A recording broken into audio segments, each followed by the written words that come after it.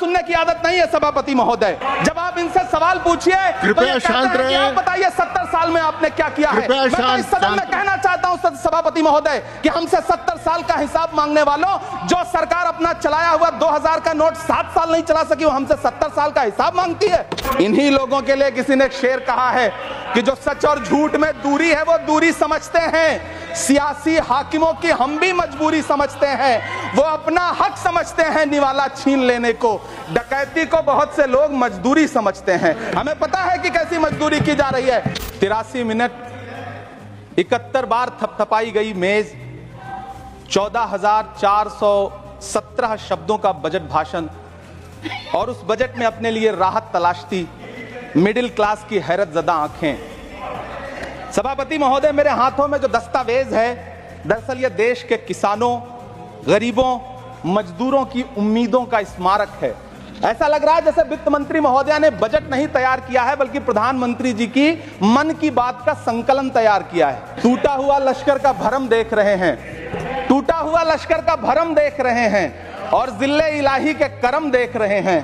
ताकत का नशा अक्ल पे हावी है तुम्हारी, तुम देख ना पाओगे जो हम देख रहे हैं। वित्त मंत्री महोदया ने इस बजट में महंगाई पर सिर्फ 10 शब्द बोला है। ये बजट बैसाखी पर टिकी हुई सरकार का कुर्सी बचाओ बजट है। इस बजट में राज्यों के साथ, किसानों के साथ, नौजवानों के साथ, महिलाओं के साथ, देश के मिडिल क्लास के साथ अन्याय किया गया है, और इस अन्याय का खामियाजा आपको महाराष्ट्र, हरियाणा और झारखंड के चुनाव में भुगतना पड़ेगा। इस सरकार ने नोटबंदी लगाकर देश की आम जनता की पूंजी छीन ली, बैठे नहीं बोले, टैक्स लगा करके छोटे व्यापारियों के कारोबार छीन लिए, पेपर लीक करवा करके युवाओं की आंखों से नौकरी के सपने छीन लिए, अग्निवीर लाकर देश के जवानों की उम्मीदें छीन ली, बुलडोजर लगाकर लोगों के आशियाने छीन लिए, महंगाई लाकर देश की जनता की थाली से निवाले छीन लिए, और नारा लगाया कि हम तो सेवक हैं, 18-18 घंटे काम करते हैं। सभापति महोदय, मैं यहां खड़ा होकर के अंत में आपसे कहना चाहता हूं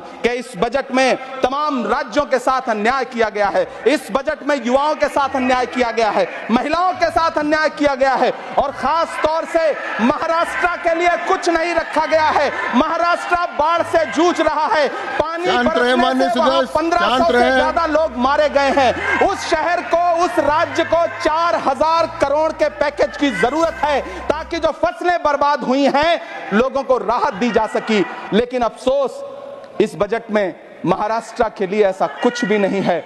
मैं आखिर में यह कहना चाहता हूं कि पिछले 7 दिन से इस बजट का बड़ा ढिढोरा पीटा जा रहा है, इसे महान बताया जा रहा है, लेकिन कौन महान बता रहा है? सत्ता पक्ष के लोग, उन्हें तो बताना ही है, क्योंकि मैं अवध क्षेत्र से आता हूं, प्रतापगढ़ से, नीरज भाई भी अवध और पूर्वांचल से आते हैं। वहां एक कहावत है कि बिटिया की तारीफ किसने की? बिटिया की महतारी ने, यानी कि बेटी की प्रशंसा किसने की? मां ने। तो इस बजट की तारीफ सत्ता पक्ष करे तो करेगा ही, लेकिन विपक्ष के एक भी सांसद से आप पूछिए कि क्या उसके राज्य को कुछ मिला है, तो वो ये कहेगा कि नहीं, कुछ भी नहीं मिला है। बहुत बहुत धन्यवाद सभापति महोदय, धन्यवाद आम बजट पर अपनी राय रखने के लिए। धन्यवाद। श्री अब्दुल बहाव, श्री अब्दुल